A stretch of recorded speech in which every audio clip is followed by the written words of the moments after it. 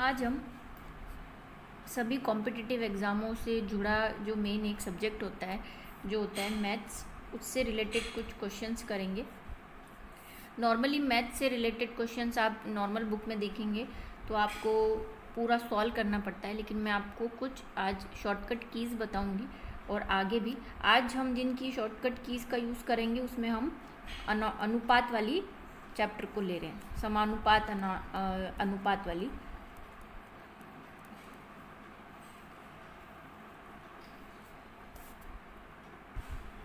जिसको हम रेशो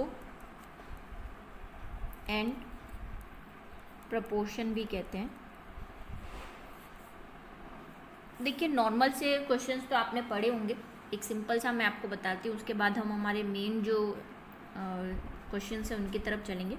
जैसे नॉर्मल सा एक क्वेश्चन आता है कि आपको किसी भी चीज़ का अनुपात दे दिया होता है और एक टोटल अमाउंट दे दिया होता है। जैसे मान लीजिए कहा है कि हमारे पास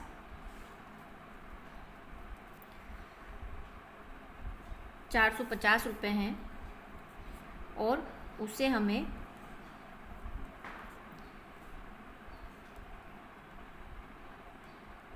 5:3 में बांटना है। ठीक है, तो ये वाले क्वेश्चन तो आपने किए होंगे। उसमें हम क्या करते हैं कि हम जो हमारा अनुपात होता है उसको क्या कर देते हैं, प्लस कर देते हैं, तो वो कितना हो गया, 8 हो गया।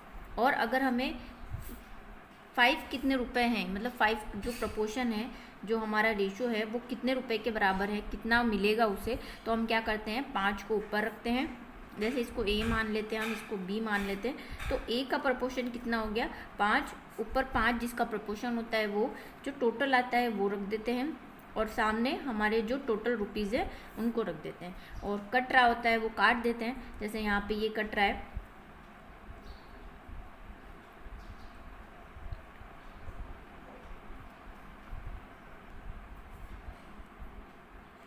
टू से कट कर देते हैं इसको, तो ये हो गया 2, 7, 5, और इसी तरह जो कटेगा और फिर जो हमारा आंसर आएगा वो हमारा क्या हो जाता है, आंसर हो जाता है। बाकी नहीं कटेगा तो हम 275 को 5 से मल्टीप्लाई करके और 4 से डिवाइड कर देंगे तो हमारा 4 कुछ पॉइंट में आंसर आएगा।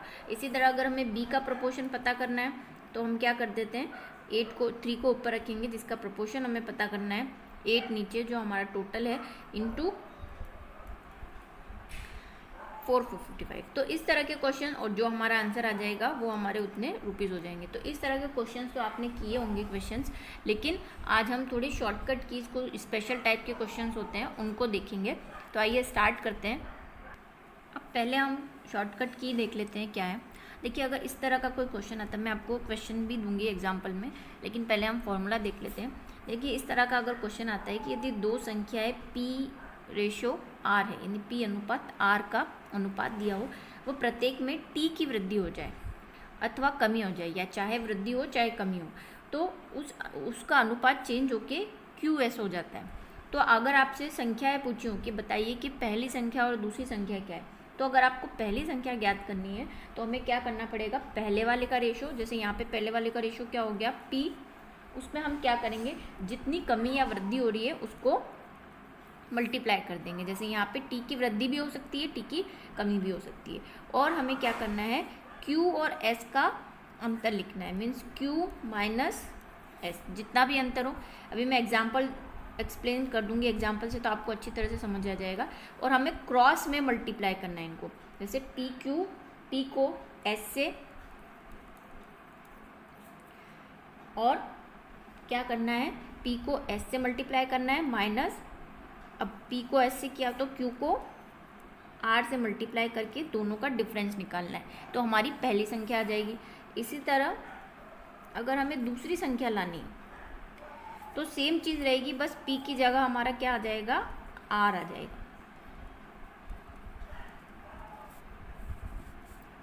ये देखिए, same P into S minus R into S. अब इसमें जो भी बड़ा छोटा नंबर होगा उससे आपको कोई डिफरेंस नहीं आएगा, चाहे आप इसको R into S minus P into S करें, सॉरी यहाँ पे P इंटू क्यू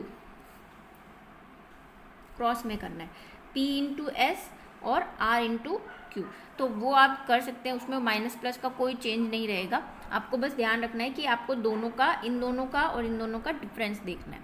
तो इस तरह मेरी पहली संख्या आ जाएगी, इस तरह बड़ी संख्या आ जाएगी और दूसरी संख्या आ जाएगी। और यहाँ पे देखिए दो संख्याओं में अगर आपको कई क्वेश्चंस जो आपने देखे होंगे तो वो आय से रिलेटेड हो जाएंगे। तो अगर जैसे आपको आय दी हो कि आय का ये रेशो है, ठीक है, और उस आय में हमारी क्या हो गई, वृद्धि या कमी हो गई, तो रेशो ये हो गया। या दूसरी चीज़ आपको दे दे कि आय ये है और टी मान लो हमें क्या दे दे, बचत दे दे कि टी हमारी बचत है, टी हमारी बचत है, और हमारा खर्च कितना है ये उसे मान लीजिए खर्च बता दे।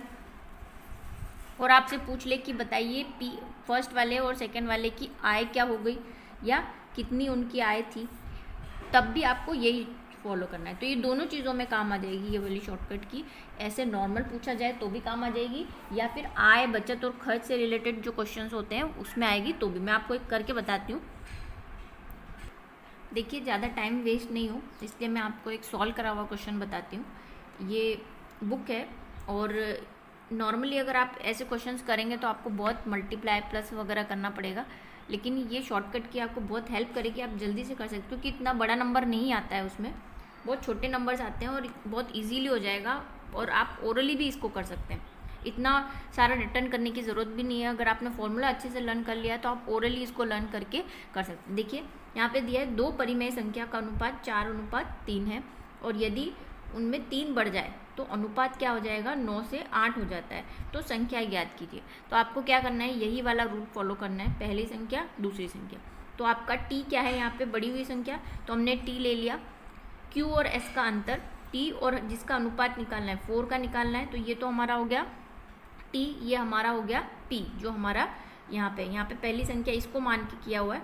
तो आप जैसे भी पहली संख्या इसको माना है तो ये 4 × 3 ये बड़ा हुआ और 4। और क्यू और एस का अंतर, हमारा क्यू और एस क्या है यहाँ पे देखिए पहले से हमने कर लिया है। तो क्यू और एस हमारा 9 8 है, तो 9 में से 8 को माइनस कर लिया, अपॉन दोनों को क्रॉस में मल्टीप्लाई करके डिफरेंस निकालना है। तो 8 4 जा, यहाँ पे दोनों को मल्टीप्लाई कर लिया और फिर इन दोनों को मल्टीप्लाई कर लिया 9 × 3 और माइनस कर दिया। और अब देखिए यहाँ पे 3 × 4 और 9 में से 8 गया तो 1 ही आएगा। यहाँ पे 32 माइनस 27 और 12/5 जो भी आएगा आंसर पॉइंट में या जैसे भी। नॉर्मली जो ऑब्जेक्टिव टाइप के क्वेश्चंस आते हैं उनमें आंसर पॉइंट में नहीं दिया जाता, वो एक ऐसा नंबर दिया जाता है जो इजीली कट हो जाए। अब ऐसे ही दूसरी संख्या में भी कर लिया हमने। दूसरी संख्या का देखा हमने आर, और बड़ा हमारा आर आ गया, और बढ़ी हुई या वृद्धि क्या थी हमारी 3 थी, वैसे ही कर दिया। तो देखिए ये नंबर तो सेम ही आएंगे, यहाँ पे -1 आएगा, यहाँ पे 8 4 जा, यहाँ पे 9 3 जा। तो ये चीज़ें तो आपको एक ही बार करनी है, सिर्फ आपको मेन डिफरेंस ये देखना है। तो आप एक ही बार करेंगे और आपकी दोनों चीज़ें सोल्व हो जाएगी। फर्स्ट टाइम में अगर आपने ये कर लिया तो सेकंड टाइम में आपको सिर्फ ऊपर वाले से मल्टीप्लाई करना है। जैसे यहाँ पे 12 आया है तो यहाँ पे 9 आएगा, नीचे वाला नंबर सेम ही रहेगा। देखिए यहाँ पे भी 5 है, यहाँ पे भी 5 है, तो आप इजीली इसको सॉर्ट आउट कर सकते हैं। ये तो नॉर्मल हुआ परिमेय संख्या। इसी तरह मैंने आपको बताया कि आप आय और खर्च वाले में भी इसको यूज़ कर सकते हैं, उसका भी मैं आपको एक एग्जाम्पल बताती हूँ। ये देखिए यहाँ पे क्वेश्चन है और ये काफ़ी एग्जाम्स में आ भी चुका है। ये अनुपात वाले में मैक्सिमम टाइप अगर आप कोई कॉम्पिटिटिव एग्जाम उठाएंगे तो आपको इस तरह का क्वेश्चन ज़रूर मिलेगा। गोपी व सुरेश की आय 5:7 है तथा उनके खर्चों का अनुपात 7:10 है, 7:10 है। इनमें से प्रत्येक 200 रुपये बचाता है, तो प्रत्येक की आय ज्ञात करनी है। देखिए ये रीट में, सीटेट में भी इस तरह का क्वेश्चन आ चुका है, और भी बहुत से कॉम्पिटिटिव एग्जाम, बैंक के एग्जाम में उनमें भी आ चुका है। तो मैथ्स तो है वो कॉमन रहती है और कॉमन चैप्टर्स ही मैं आपको पढ़ा रही हूँ। तो अब देखिए यहाँ पे कैसे वही वाला हम फॉलो करेंगे। अब हमारा ये क्या हो गया, ये तो हमारा हो गया P और R, ठीक है। ये हमारा क्या हो गया Q और S, और ये हमारा T हो गया। अब आप प्रैक्टिस करेंगे तो आप अपने आप इसको कर पाएंगे। जैसे अगर हमें गोपी की आय चाहिए, यहाँ पे हम अब पूरा फॉर्मूला लिख रही हूँ, लेकिन कॉम्पिटिटिव एग्जाम में हम फॉर्मूला लिख के करेंगे तो हमें बहुत देर हो जाएगी, बहुत कैलकुलेशन बहुत बड़ी हो जाती है। और नॉर्मल से भी अगर आप करने जाएंगे, जैसे नॉर्मल मेंस हम 9th 10th में किया करते थे, उस वे से करेंगे तो भी बहुत लंबा हो जाएगा, बहुत लेंदी हो जाएगा। तो हमें याद रखना है बस। लेकिन यहाँ मैं फॉर्मूला लिख देती हूँ आपके लिए, सिर्फ T × P Q minus S upon P cross में करना है, यानी कि P इंटू ये P है तो ये R, ये P R है और ये Q S है, तो P को S से माइनस R इंटू क्यू, ये रूल फॉलो करना है। अगर मैं इसे डायरेक्ट लिखना चाहूँ तो मैं इसे ऐसे ही लिख सकती हूँ। गोपी की आय क्या थी? 5 थी। बचत कितनी है? 200 रुपीज़ है। ठीक है, दोनों का माइनस, यानी कि 7:7 माइनस 10 कितना हो गया? लिख देते हैं, मैं एक बार आपको पूरा कर देती हूँ फिर हम इसको करेंगे। और इन दोनों का क्रॉस, यानी कि 5 इंटू 10 माइनस 7 इंटू 7, तो देखिए क्या आ गया यहाँ पे, ये तो हो गया 1000 मल्टीप्लाई बाय 3, 5 इंटू 10 50 माइनस 77, ये तो ये हो गया 3000 अपॉन 1, तो पहले की आय क्या आ गई? 3000 रुपीज़, यानी कि 3000 रुपये हमारी आ गई। अब कॉम्पिटिटिव एग्जाम में हमें कोई लंबा चौड़ा नहीं करना पड़ता है, तो मैं दूसरा वाला आपको बिल्कुल फास्ट फॉरवर्ड में करके बताऊंगी कि डायरेक्ट आप कैसे कर सकते हैं। उससे पहले मैं लिख देती हूँ, क्योंकि ऊपर वाला क्वेश्चन आपको नहीं दिख रहा है। हमारा PR है 5:10, QS है हमारा 7:10 और बचत हमारी यानी T हमारा 200 रुपीज़। तो अब मैं डायरेक्ट सुरेश की आय लिखने जा रही हूँ। सुरेश की आय क्या हो जाएगी? हमारा T इंटू सुरेश का पोर्शन जो कितना है 7, Q माइनस एस वही रहेगा जो यहाँ पे था, तो हम डायरेक्ट एक बार अगर हमने कर लिया है यहाँ पे तो हमें दोबारा करने की ज़रूरत नहीं पड़ेगी। वही मैं आपको चीज़ कह रही हूँ, सिर्फ ये चेंज होगा, ये वाली चीज़ पूरी सेम रहेगी। तो आपको सेकंड टाइम में तो बिल्कुल टाइम नहीं लगेगा अगर आपने एक बार निकाल लिया, और फर्स्ट टाइम में भी नहीं लगेगा। आप डायरेक्ट भी कर सकते थे, जैसे 10:7 नहीं लिख के आप डायरेक्ट यहाँ 3 लिख सकते थे, 5:10 नहीं लिख के आप डायरेक्ट 50 लिख सकते थे, और आपको आइडिया हो जाएगा कि ये तो 1 ही आएगा इस तरह से। तो स्पीड बढ़ती जाएगी जैसे जैसे आप प्रैक्टिस करेंगे। तो 3 हो गया, यहाँ पे वही आएगा, यहाँ पे भी आपको ज़रूरत नहीं, यहाँ पे 1 ही आएगा। हमने देख लिया कि ऊपर वाले में 1 ही था, तो यहाँ पे 1 ही होगा, तो चेंज सिर्फ ये होगा। और अगर आप डायरेक्ट करते हैं तो आपको ये पता होता है यहाँ 3:1 है, इसका मतलब यहाँ पे 7 इंटू 2 तो कितना हो गया? ये 1400 हो गया, मीन्स 1400 हो गया। तो आप 1400 को 3 से मल्टीप्लाई कर दीजिए, तो क्या आ जाएगा? डायरेक्ट यहाँ पे ये रुपीज़, नीचे 1 ही है इसलिए उसका कोई मतलब नहीं है। तो हमारी दूसरे की आय क्या आ गई? 42 रुपीज़। उसमें से एक की पूछी हो, दूसरे की पूछी हो, जो भी पूछो आप जल्दी से कर सकते हैं। देखिए एक और तरह का क्वेश्चन है जो काफ़ी आया हुआ है। जैसे यहाँ पे देखिए, एक बर्तन में दूध के पानी का अनुपात PR हो तथा दूसरे बर्तन में दूध और पानी का अनुपात QS हो, यानी दो अलग अलग बर्तन हैं और एक में दोनों में रेशो अलग अलग है।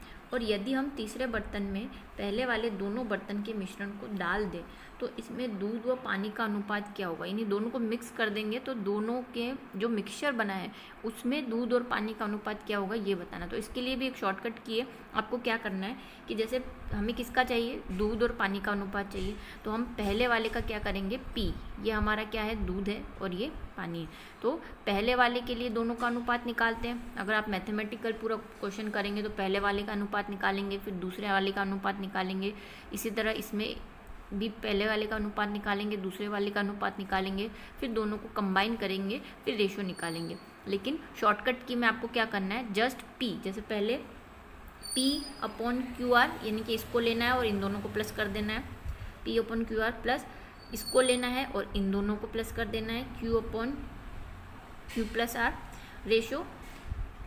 फिर दूसरे वाले को लेना है और इन दोनों को प्लस कर देना है, जैसे R अपॉन PR, और फिर इसको लेना है और इन दोनों को प्लस कर देना है। अब देखिए नीचे वाले प्लस तो आपके बार बार सेम ही आएंगे, तो आपको वो चीज़ बार बार नहीं करनी है, तो ये शॉर्ट में हो जाएगा काम। जैसे यहाँ पे एक क्वेश्चन भी दे रखा है, सॉल्व करा हुआ है, मैं आपको बताती हूँ। दूध का अनुपात देखिए यहाँ पे 2:3 दे रखा है, दूसरी बोतल में ये अनुपात 1:4 है। यदि दोनों बोतल के मिश्रण को मिला दिया जाए तो दूध और पानी का अनुपात, तो हमें क्या करना है? ये लेना है, इन दोनों का प्लस कर देना है, यानी 2 लेना है और 2 और 3 को प्लस कर देना है। ये देखिए कर दिया हमने प्लस। नीचे वाले में 1 लेना है और इन दोनों को प्लस कर लेना है, तो 1 लिया, इन दोनों को प्लस कर लिया। ऊपर वाले फॉर्मूले से आप मैच करते चलिए और बहुत ही ईजी है। रेशो, तो ये तो हमारा किसका रेशो हो गया? पहले वाले के लिए दूध और दूध का रेशियो हो गया, पहले वाले के लिए दूध का रेशियो, दूसरे वाले के लिए दूध का रेशियो। तो इस तरह मैथमेटिकल मैं आपको एक्सप्लेन कर रही हूँ, वरना आप अगर शॉर्टकट की याद रखते हैं तो बिल्कुल ईजी, आपको कुछ नहीं करना है। फिर आपको दूसरे वाला और दोनों को प्लस कर देना है, इन 3 और दोनों को प्लस कर दिया, प्लस नीचे वाले का दूसरा और उन दोनों को प्लस कर देना है, बस ईजी हो जाएगा। नीचे तो 5 ही आएगा, क्योंकि जो एक बार आया वही सेम दूसरी बार आएगा। तो देखिए 2/5, 1/5, 3/5, 4/5, और दोनों को फिर हम क्या कर देंगे, मल्टीप्लाई कर देंगे, तो हमारा रेशियो आ जाएगा। यहाँ से आपका 3:5 आएगा और वहाँ से आपका 5:7 आएगा, और दोनों को हमने रेशियो निकाले, तो हमारा ये रेशियो आ गया 3:1। और अगर आप नॉर्मली जैसे आप स्कूल टाइम में करते थे तो बहुत लेंदी और बड़ा हो जाता है, इतना टाइम हमारे पास नहीं होता है। तो इस तरह जो आज हमने अनुपात और समानुपात के कुछ शॉर्टकट की देखे, आगे भी हम दूसरे चैप्टर्स के शॉर्टकट कीज देखते रहेंगे। अगर आपको मेरा चैनल पसंद आया हो और आप और भी वीडियोस देखना चाहते हो मैथ के कुछ दूसरे टॉपिक्स के शॉर्टकट की, तो मुझे ज़रूर कमेंट में लिखिए, और मेरे चैनल को सब्सक्राइब कीजिए और शेयर कीजिए।